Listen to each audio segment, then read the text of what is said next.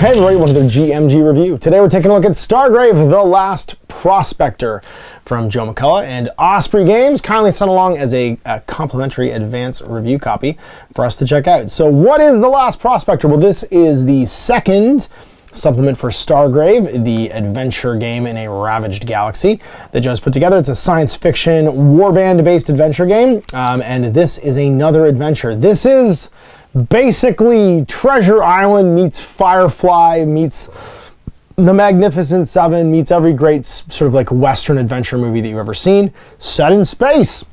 Joe wrote this during lockdown or just after lockdown.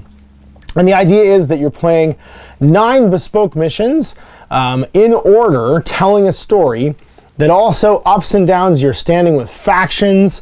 It allows you to earn investigation points, and you're on the hunt for the last prospector, Mr. House type, locked in stasis, whose treasure, or basically like, you know, the sort of mother lode, has become a legend in the galaxy and that you and your crew are trying to find. So if you liked games like Fallout New Vegas, where you're kind of managing tensions between factions, there's different locations to go and visit that have different things going on, and it has that sort of like dusty, the future is old sort of feeling, then The Last Prospector is probably for you. I'm not going to go through all the missions because half the joy of playing this with your group is going to be discovering the story as it progresses, but I'll show you all the other stuff sort of ancillary around it. Because you're going to get some new chapters, some backgrounds and powers, so an investigator, a Sean Connery in Outlanders, if you will, the Fatewinder, a seer of the future, kind of a river, if you will, and then new powers, things like contacts, so people who are information brokers, pistol experts, being like a gunfighter, probability curve. You can be sort of like kind of like Domino, or even like the dude from the dude that takes the smart pill. What was that game called? Super Smart. There's a movie where they got Limitless, kind of like the Limitless guy, where you can just math in your head real good. Saving Grace, Seize the Initiative, Smash and Grab, and Treasure Seeker all allow you to do additional new things like securing loot tokens. You don't suffer any movement penalties for carrying physical loot because you're good at smashing and grabbing. Seizing the Initiative, going off the initiative roll, and then Saving Grace. If you're under a grenade or flamer template that would generate an attack, move your minimum distance, you're no longer there, and then this power is canceled. So you can use if you activate that power when you get into blast templates, basically. New soldiers, Striker, basically a storm shadowy type, does nothing but melee stuff, which is pretty cool.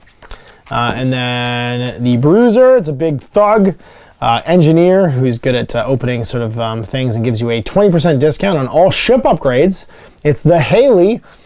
And then Terrain Expert, sort of your Nathan Drake, if you will, has like all the fixins of Fight and Shoot +3, Carbine and Knife, but is also an Expert Climber and Master of Cover. So think of it like an Indiana Jones sort of type, Terrain Expert. And the campaign, so the new message that you found, I found it, the big score. I don't want to say too much in case this message is intercepted, and it's more than I can carry. Meet me in the Honor Ebb system at Penthelia Station, the Wayfarer's Pub, and I'll give you all the details and cut you in. I've attached a brief data packet on the system. I'll fill you in the rest when you get here. I'm telling you, it's the big one. That's the message your crew gets, basically. And then this goes through all the different places. The Honor Ebb system, Penthelia Station, Honora, it's a jungle planet. St. Molia, Molly. It's a giant like hauler that was scuttled and turned into like almost like a craft world. United Minerals Incorporated, UMI, it's basically the corporate station. The Freeholders League and the Darksiders, these are all the factions that you're gonna have to deal with.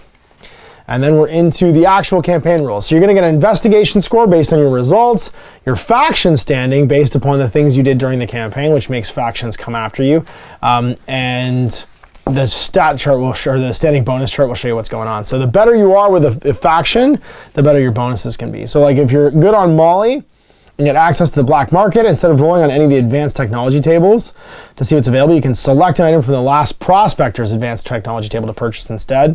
And if you have a standing of 6 with them, weapons and technology swap. After each game, you can reroll any one roll on either the advanced technology table or the advanced weapon table.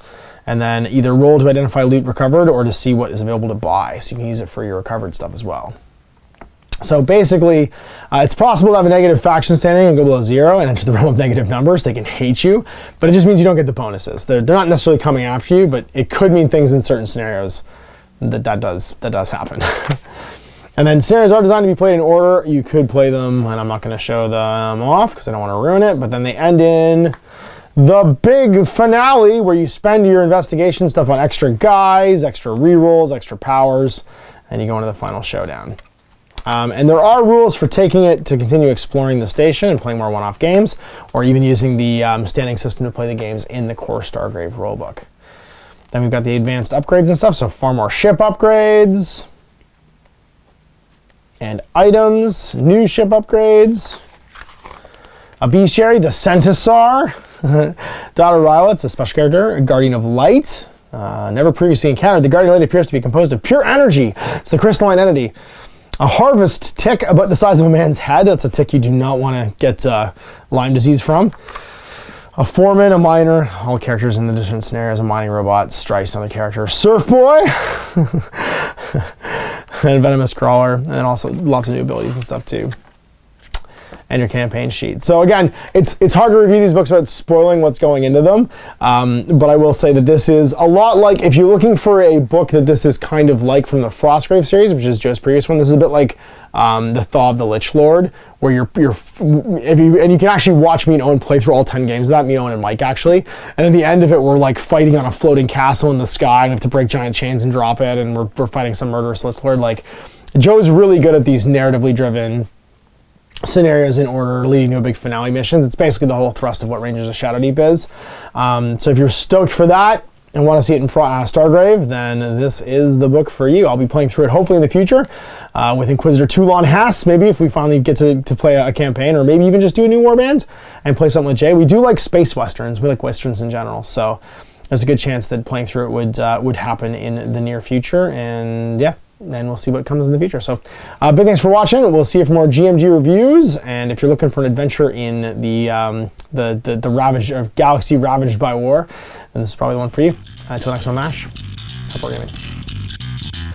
Hey there, I hope you enjoyed that video. There are tons of other games already recorded for you to watch. Click over to my channel page if you haven't already, and have a look through the dozens of playlists full of videos. I guarantee you'll discover a game you haven't seen played before. I put out new videos 7 days a week, and every day is themed to a different genre as I continue to explore the wider world of gaming. Of course, none of that's possible without you, the viewer, so click a like and subscribe if you'd like to stay on top of what's happening here daily. My 2 kids and I are massively grateful to be able to have the flexibility of this job so I can always maximize my time with them. If you want to support me continuing to put out this content, it's only possible because of my amazing backers on Patreon who support the studio, equipment, and model cost, as well as being how I make the bulk of my living. You can also help out by buying a t-shirt through Spreadshirt, a measuring gauge or widget from Death Ray Designs, or buying one of my games and supplements like Last Days, Gamma Wolves, and Blaster. As a way of showing my appreciation, patrons get early access to new games and supplements that I write throughout the course of the year. Huge thanks for watching, it really does help out, and happy gaming.